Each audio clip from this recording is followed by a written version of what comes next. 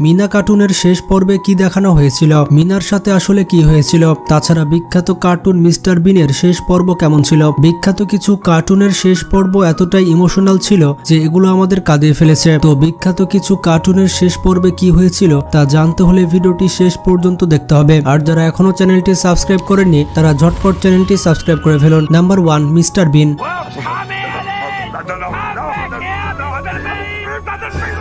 Mister বিন কার্টুনের শেষ পর্বে কি হয়েছিল? প্রথম সিরিজের লাস্ট এপিসোডে দেখানো হয়েছিল মিস্টার বিন তার গাড়ি চালিয়ে কোথাও যাচ্ছিলেন। হঠাৎ করে সে একটি গাড়ি দেখতে পায় আর এই গাড়িটি অন্য কেউ চালিয়ে নিয়ে যাচ্ছিল। মিস্টার বিন গাড়িটির পিছু করলে দেখতে পায় যে সেটি আর কেউ নয়, সেটি মিস্টার বিন। মিস্টার বিন আগ্রহের সাথে তার নাম জানতে চাইলে সে নিজের নাম বলে মিস্টার ফন। এরপর মিস্টার বিন তার সাথে বন্ধুত্ব করে নেয়। এরপর মিস্টার বিন মিস্টার ফনকে নিয়ে তার বাসায় যায়। কিছুক্ষণ পর দেখা যায় মিস্টার বিনের গার্লফ্রেন্ডের সাথে মিস্টার ফন্টের অনেক ভালো সম্পর্ক হয়ে যায়। আর এটা দেখে বিন অনেক জ্বলতে থাকে। যখন মিস্টার ফন্ট এবং তার গার্লফ্রেন্ড বাসা থেকে বেরিয়ে যায় তখন মিস্টার বিন তাদের পিছু করতে থাকে। এরপর মিস্টার বিনের গার্লফ্রেন্ড জানতে পারে যে মিস্টার ফন্ট এসেছে ইউএফও থেকে আর সেই স্পেসশিপের মধ্যে মিস্টার ফন্টের মতো আরেকজন দেখতে ছিল। এরপর মিস্টার বিন সেখানে উপস্থিত হয়। এরপর সেই স্পেসশিপের মধ্যে ঢুকে দেখতে পায় তার মতো দেখতে সেখানে অনেকে আছে। এটা দেখে বিন অনেক অবাক হয়ে যায় এবং তাদের সঙ্গে চলে যাওয়ার জন্য প্রস্তুত হয়। কিন্তু বিনের চলে যাওয়ার দৃশ্য দেখে তার গার্লফ্রেন্ড অনেক কান্না করতে থাকে। এটা দেখে মিস্টার ফন্টের অনেক খারাপ লাগে আর সে মিস্টার বিনকে সরি বলে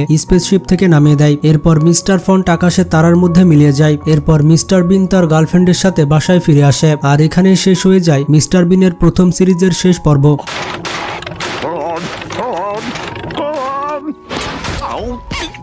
নাম্বার 2, নন্টে ফন্টে। এটি ছিল একটি গল্পের বই যেটিকে পরবর্তীতে কার্টুনে রূপান্তর করা হয়। এই কার্টুনটি একসময় অনেক জনপ্রিয়তা পেয়েছিল। তো চলুন দেখে আসি এই কার্টুনের শেষ পর্ব কেমন ছিল।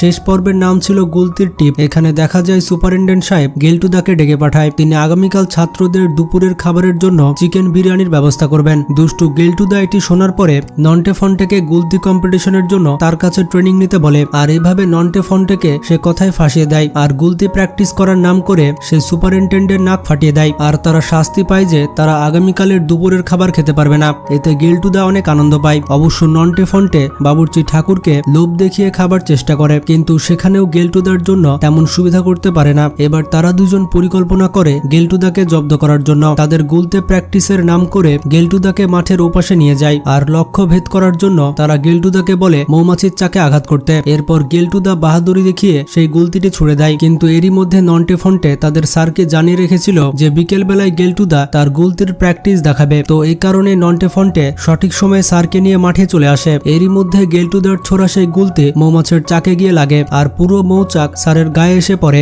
এরপর মৌমাছির কামড় খেয়ে স্যার অনেক রেগে যায় আর গেল্টুদাকে তাড়া করতে থাকে। নন্টে ফন্টে এভাবে গেল্টুদাকে সাজা দেওয়ার মাধ্যমে হাস্যরসাত্মকভাবে শেষ হয়ে যায় নন্টে ফন্টে কার্টুন।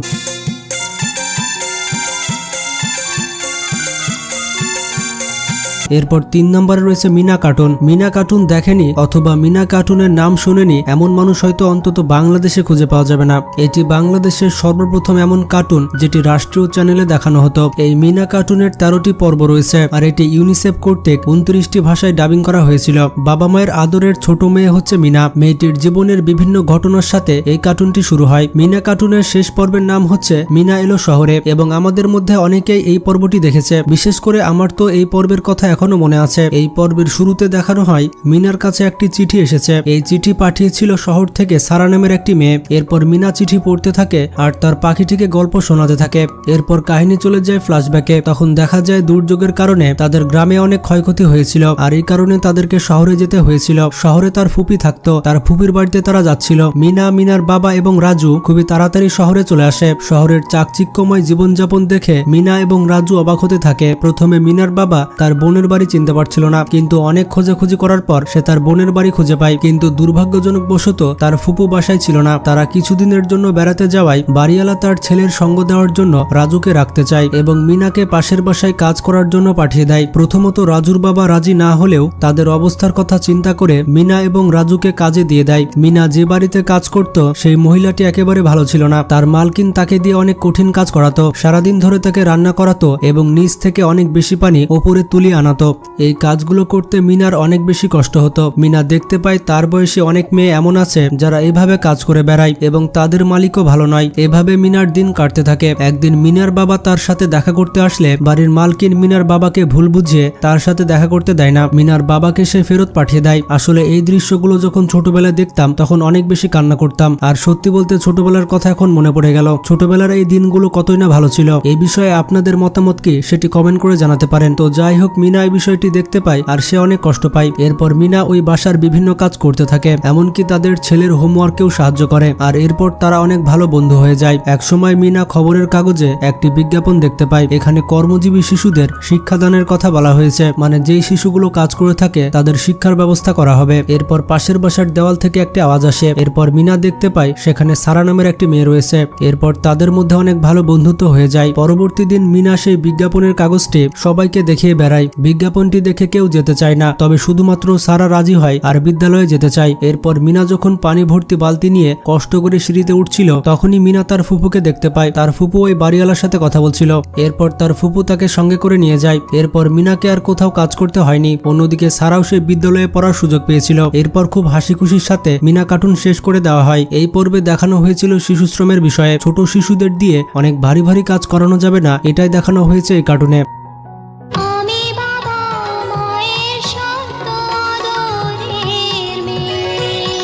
এরপর 4 নম্বরে রয়েছে ভিড় দ্য রোবট বয়। এই কার্টুনের 3টি সিজন রয়েছে এবং কার্টুনের শেষ পর্বের নাম ছিল ব্লো অ্যাটাক। তো এপিসোডের শুরুতে আমরা দেখতে পাই ম্যাড ম্যাক্সের কাছে টিম্বাকটু বেশ কয়েকটা পেপার দেখায় আর অতি উৎসাহের সাথে বলে যে এগুলো আপনার এতগুলো দিন যে দিনে আপনি ভিড়কে শেষ করতে পারেননি। এটা শুনে ম্যাড ম্যাক্স অনেক রেগে যায় এবং টিম্বাকটুকে মারতে যায়, কিন্তু হঠাৎ করে অনেকগুলো কেমিক্যাল নিচে পড়ে যায়। কেমিক্যালগুলো মিশ্রিত হয়ে ব্লক জন্ম নেয়। এরপর ম্যাড ম্যাক্স প্ল্যান করে ভিড়কে শেষ করার। এরপর ম্যাড ম্যাক্স রিমোট কন্ট্রোলের মাধ্যমে টিম্বাকটু এর মাধ্যমে ভিড়কে শেষ করতে পাঠায়। এদিকে ভিড় এবং তার বন্ধুরা ক্রিকেট খেলছিল, কিন্তু টিম্বাকটু ভিড়ের বদলে এমলিকে শুট করে দেয়। আর এরপর ব্লব ইমলির কন্ট্রোল নিয়ে নেয়। আর এরপর ইমলি অনেক ভালো ব্যাটিং করতে থাকে আর সবাইকে অবাক করে দেয়। ভিড় তার অদ্ভুত আচরণ দেখে এক্সট্রা ভিশন ক্যামেরার মাধ্যমে জানতে পারে যে ম্যাড ম্যাক্সের রোবট তাকে আক্রমণ করেছে। এরপর ভিড় এই সব কথা ডক্টর প্রেম সাহাকে বলে দেয়। এদিকে ম্যাড ম্যাক্স ইমলিকে তার আড্ডার দিকে নিয়ে যেতে থাকে, কিন্তু ভিড় সেখানে গিয়ে ইমলি এবং চুলবুলকে বাঁচায়। আর ম্যাড ম্যাক্স এবং টিম্বাকটুকে আচ্ছা করে শিক্ষা দিতে থাকে। আর সেখানে ডক্টর প্রেম সাহা চলে আসে। ব্লবকে পুরোপুরি শেষ করে দেওয়ার আগে ম্যাড ম্যাক্স আবারও ব্লবের কন্ট্রোল নিয়ে নেয়